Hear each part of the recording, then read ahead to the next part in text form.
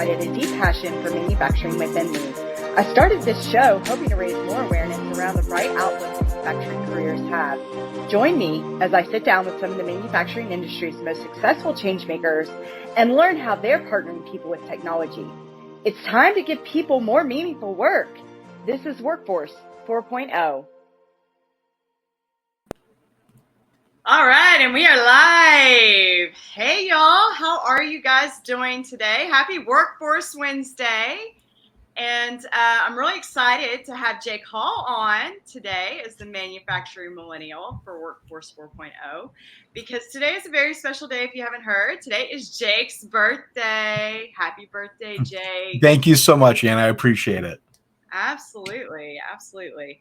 Yeah, so thanks for coming on the show. I'm really interested to learn more about what you're doing for manufacturing as the manufacturing millennial and how you feel like automation is playing a big part in progressing the workforce instead of maybe some of those old rumors that we're trying to dispel of taking our jobs, right? Yeah, absolutely.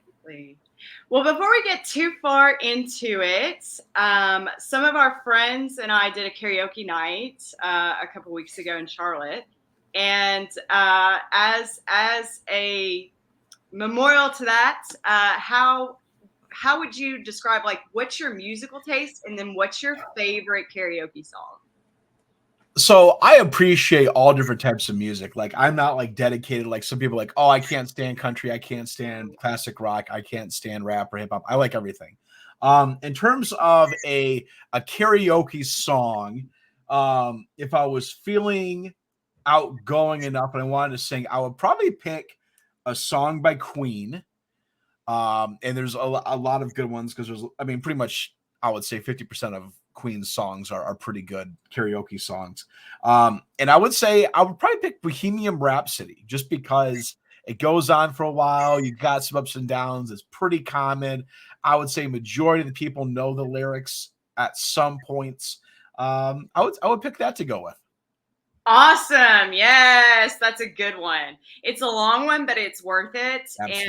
And I love that. So cool. Very cool. Awesome. I'll have to remember that for our next karaoke venture. Absolutely. Absolutely. So to get started with the conversation today, you go to a lot of trade shows, right? And you do a lot with your company, Fine Zelstra, and then you also do a lot with your own brand, the Manufacturing Millennial. And I just want to know kind of what, from your perspective, when you're going to shows and when you're working with manufacturing executive leadership, could you tell me a little bit more about some of the companies that you're seeing in person and maybe some great use cases for that are deploying technology successfully and what that looks like kind of from a floor level perspective, and then also how it's giving people more meaningful work, as I like to say. Yeah, I think so. In general, I guess to start off with, I'm going back to a lot of trade shows, a lot of conferences, and I think a lot of people are excited to be at them.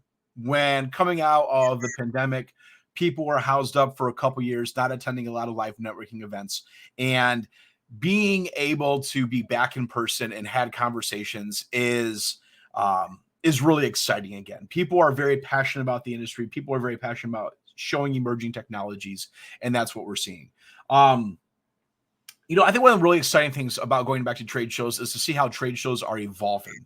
I see Aaron in the chat as well. When Aaron and I were down at the beginning of this year at Modex in Atlanta, Georgia, it was really interesting to see how that show has evolved, where it is now to where it was 6, 7, 8 years ago when it's in Atlanta every other year, where before it used to be very like heavy conveyor and mechanical in terms of technology. Well, now you couldn't walk more than 2 booths without seeing some sort of leverage between mobile industrial robots, AI-driven robotics and industrial robot systems, a lot of data-driven collection solutions.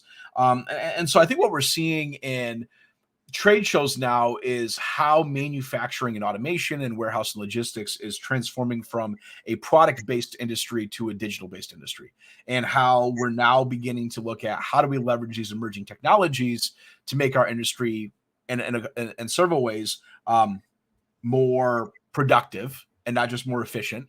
How do we diversify our industry to be more attractive to an emerging workforce of millennials and Gen Zs? And then 3, how do we diversify our industry with technologies that allows us to automate solutions that that were perceived as something that just had to be a manual operation for years? Yeah, that's some excellent points there. And you're also seeing a lot more of technology coming out with the connected worker, right? Absolutely. On trade show floors, at least I have in my experience. So yeah, I think there's a lot of value in the technology. I think that manufacturing as a whole, we're definitely moving in that direction. Like you said, I mean, it is more software cloud-based. And I think that every industry kind of borrows specific things from other industries. And I think, industries around us everywhere, healthcare, distribution, retail, we're all borrowing from tech, right? And trying to make that transition as easy and as painless as possible sometimes doesn't go quite like you imagine, right? Absolutely. Yeah. Let's see here. There are a couple of comments in the chat. You guys, thank you so much for commenting and blowing my comments up here. Aaron does say, I see a Bohemian Rhapsody video in the future. And that's a long future away. I mean, the fall looks good, right? Anyway, he also says when Jake goes to trade shows, he is the show. Aaron, I've been to a trade show with Jake. It's like that. Yeah. Yeah, because you're just very personable and a friendly guy. And I think that you draw, so many people in with your charisma. So appreciate that. Thank you. Absolutely.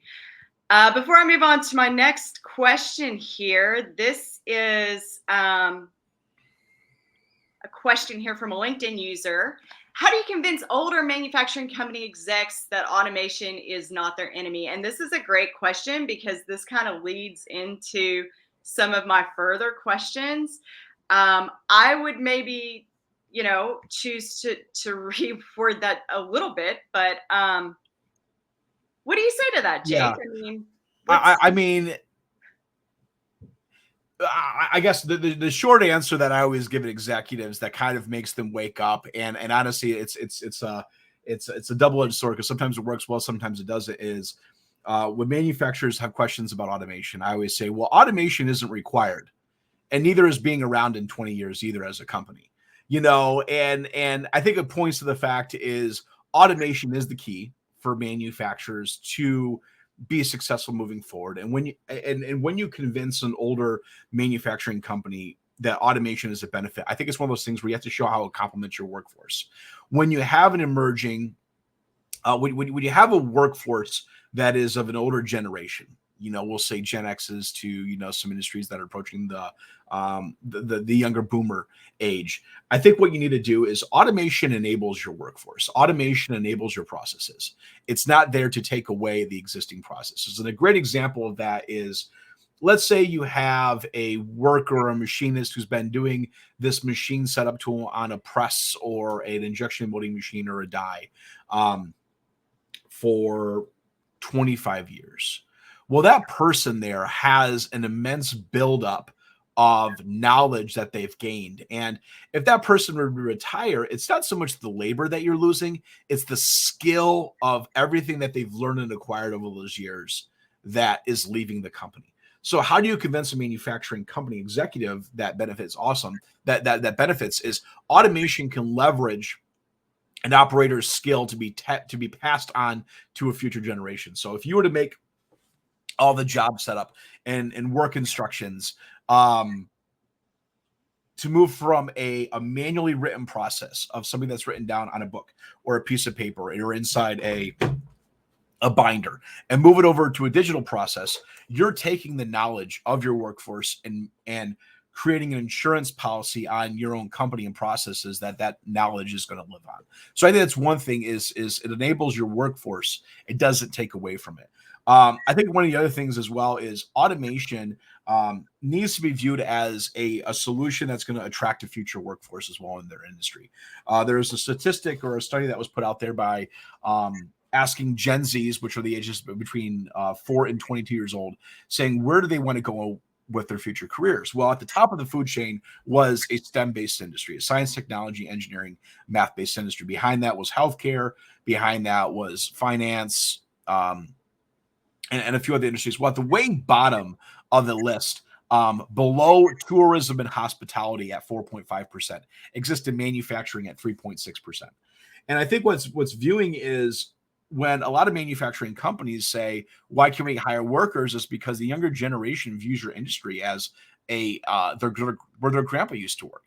And automation is something that's going to make a manufacturing company into a STEM industry, right? Because we all know that in a lot of facilities, the latest technology and innovation and resources can be available when you're walking in. It doesn't have to be this manual process. It can be this process that has great, technology invested behind it. And that's what's going to make a younger generation excited about coming to work for that company. So I think those are two things that I would say is, where do you start your approach? You do it to de-risk your existing workforce and their skill knowledge, and then you do that to enable your future workforce to come and work for you.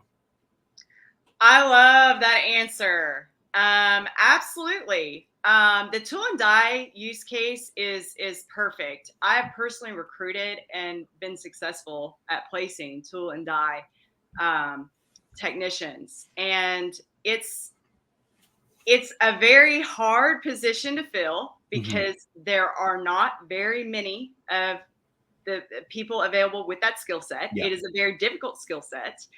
It is a very laborious task. And absolutely. Yeah, and it's it's hard to do. So how do you supplement that in recruiting, from a workforce standpoint? How do you supplement that? And, the answer is through technology. And then also, to build on that, that's exactly what I mean. Like, manufacturing is becoming more of a STEM related field, and the ability to accept that and change with it and grow with the industry instead of kind of fighting against that current, right? Yeah, is going to really open the doors for more and more younger generations that are used to having the technology already available to come in, so I love that answer. That was awesome. Good job. So that kind of goes along with this age-old question of robots versus humans, right? And that's like bringing up politics for some reason. I don't know what the deal is, yeah. But yeah, it's like a whole political statement when you bring up robots versus humans. So why do you think that is? I mean, why do you think there is such a resistance to this change? And I think from your former answer, we can gather where you stand on this argument. But why do you feel like there's such a resistance there? Yeah, I mean, I think there was a point in time in the 1980s and 90s in the U.S. when a lot of manufacturing left the U.S. and went over to China, and it went overseas. And automation was being used as a term to be able to compete with low-cost labor over in China for several decades. And at the time, go back to the 1980s. Well, you look at the pay wage gap between U.S. manufacturing and China. China's labor was 30 times lower cost than it was in compared to the U.S. in terms of product production. Well, over the last 30 to 40 years, that variation of 30 times has now dropped to 3.5 times. So you look at the low cost labor that once competed with American manufacturing is no longer necessarily there. In fact, when you look at the numbers, China is actually the largest integrator of industrial robots in the world now. It would take the entire European Union and the Americas of Canada, United States of America, and Mexico, and all of their robot integration installations to be able to match what China's producing annually in terms of robot installations. So it's a massive, massive number.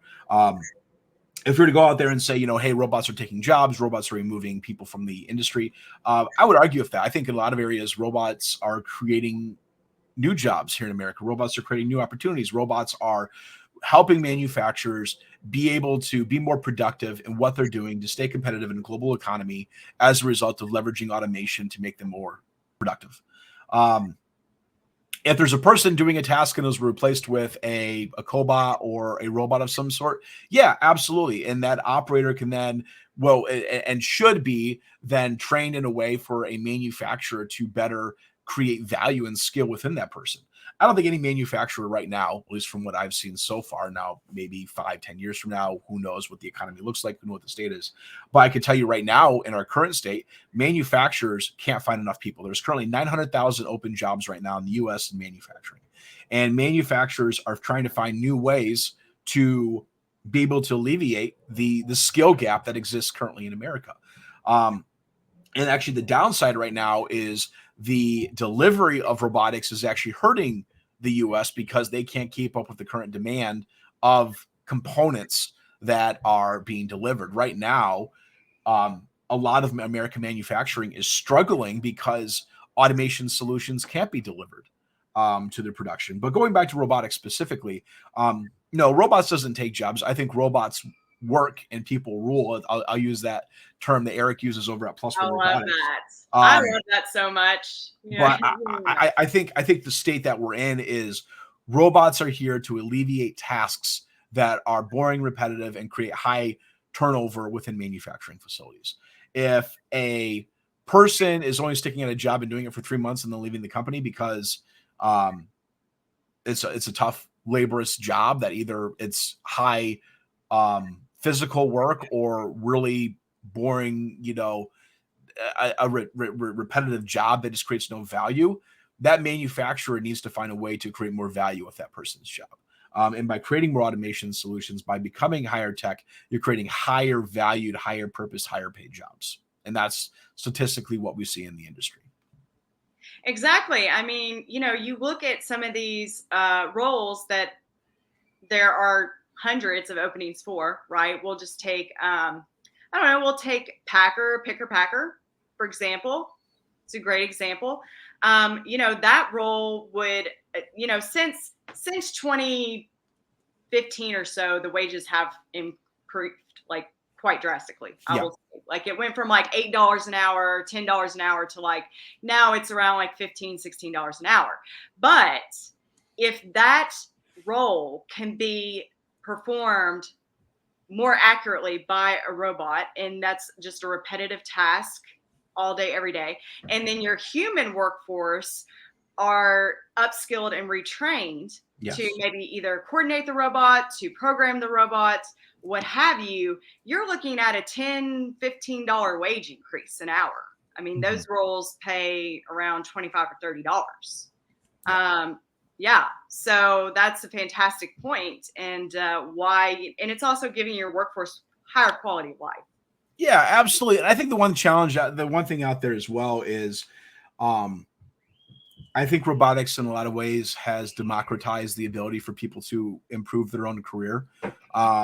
I was just having a conversation with a guy from Fanuc this morning, and Fanuc has over 1,400 schools and secondary education centers where they have their robots for training. And I think one of those things is, for the general population, you don't need to go and get a 4-year degree and graduate from a university with $35,000 in student debt to be successful in your career. You can go and get a 3-month training course at a local community college or a skilled trade center and be in demand instantly and create value within a manufacturer. And I think that's just the one thing that makes manufacturing so incredible is if you go get an engineering degree or you come and get a skilled trades and you work as an operator and you move up within a company, you can be successful. And I think that's what made manufacturing so exciting. Is I was in Chicago a couple of weeks ago, and I was sitting around with a board of executives from some very large manufacturing facilities. And I said, how'd you get into the industry? I started working on the shop floor 30 years ago. And now here's this VP of a Fortune 100 manufacturing company on the top level. And he didn't go, and he eventually did go back to school to get his MBA, but the company paid for that. But he started out as a typical shop floor guy at a company, and now he's an executive of $1 billion company. I think that's what makes this industry so excited. And I think you can walk into any manufacturing facility and look at a high level management position, and I guarantee you will find at one point in time that person started at the way bottom of a manufacturing facility, probably not even with a degree, and you make a way up for that. So people saying you need to have a degree to be successful in life, I would say is a completely false myth that's out there. I mean, I'll give you another example where the welders in manufacturing right now, there's 550,000 welders in the US for manufacturing. The mean age of those is 55 years old. Well, we're going to see a massive retirement happening within welders in the next 10 years. Where does that leave a lot of people? Well, that leaves a massive skill gap for skilled welders in our industry. And we're finding robotics as a solution to be able to alleviate some of that labor. But a 18-year-old kid can go and graduate from high school, become a welder, and he can have a very successful career very early on at his age, graduate with no debt, and be making a very, very, very comfortable wage in the industry. And the great part about that as well is people say, well, not everyone's book smart and can be an engineer.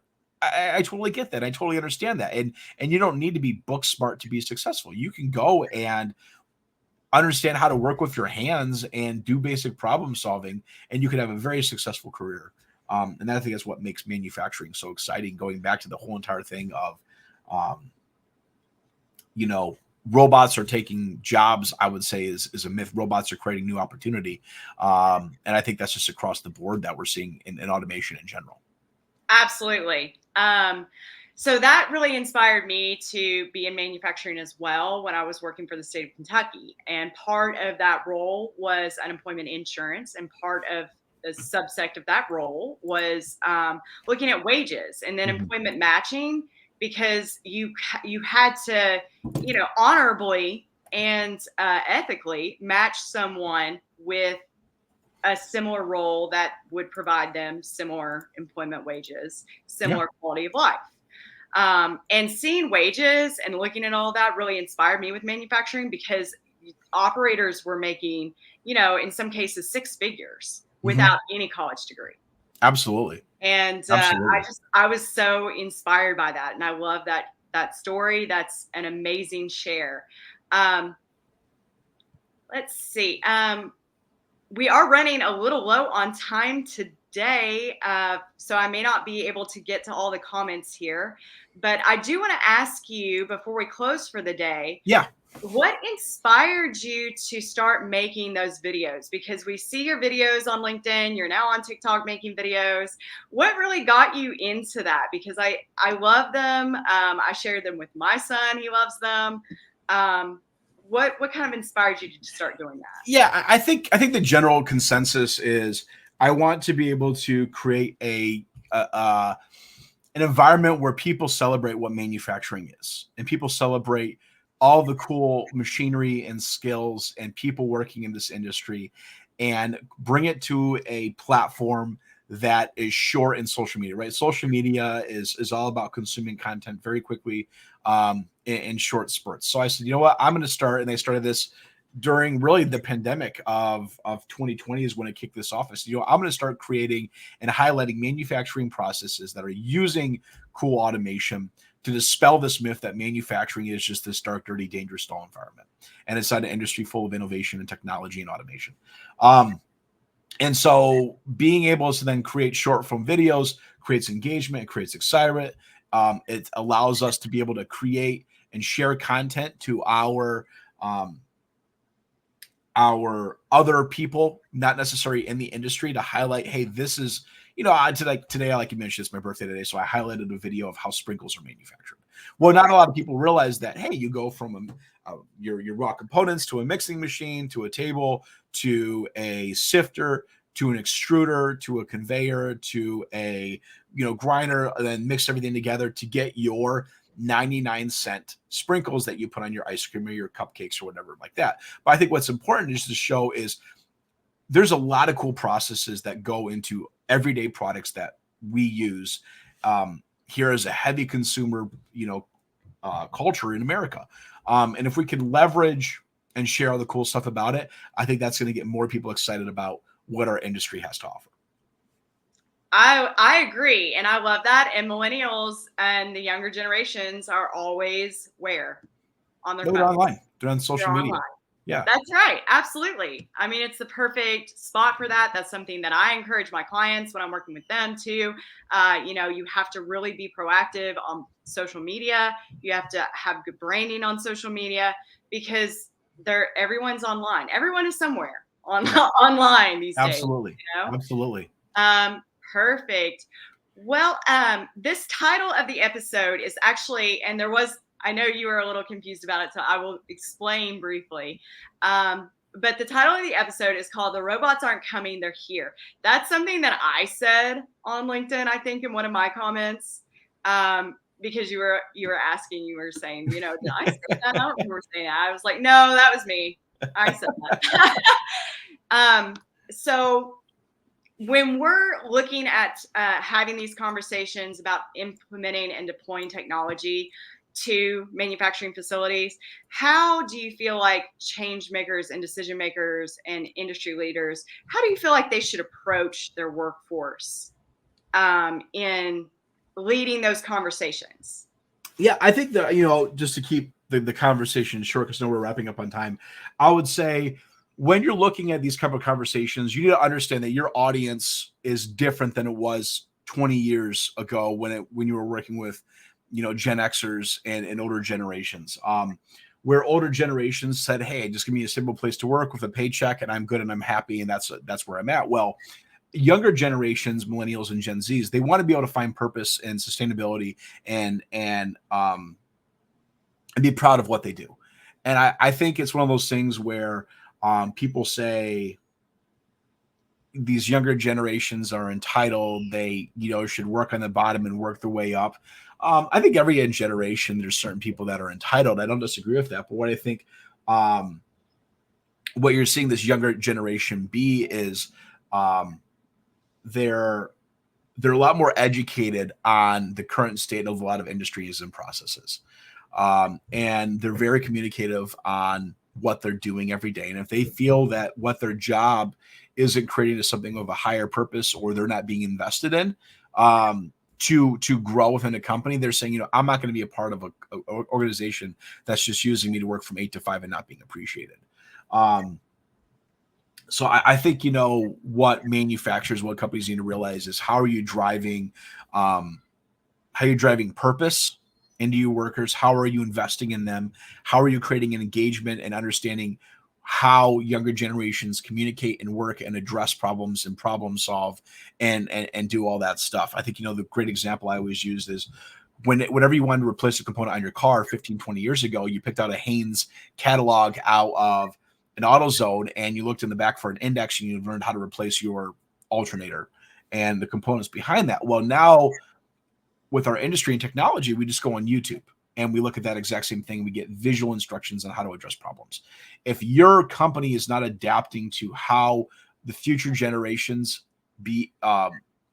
make decisions and problem solve, and you don't enable them with how their way of life is, you're not going to be able to bring them into an industry that they view as a 15, 20-year-old, culture. Absolutely.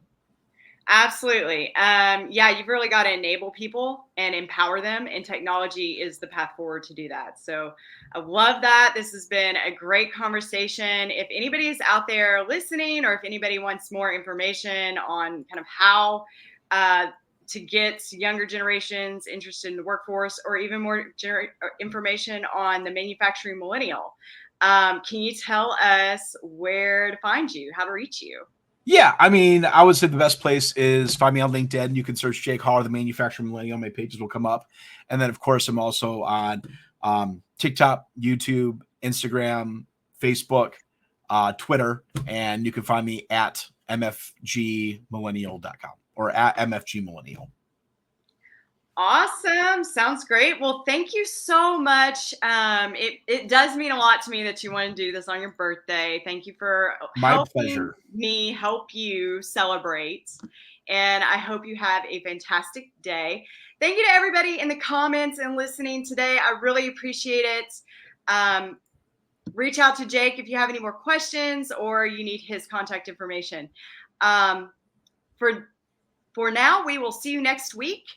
We are going to have Megan Zimba on. So I'm really excited and looking forward to that. But thank you guys so much, and we'll see you next week.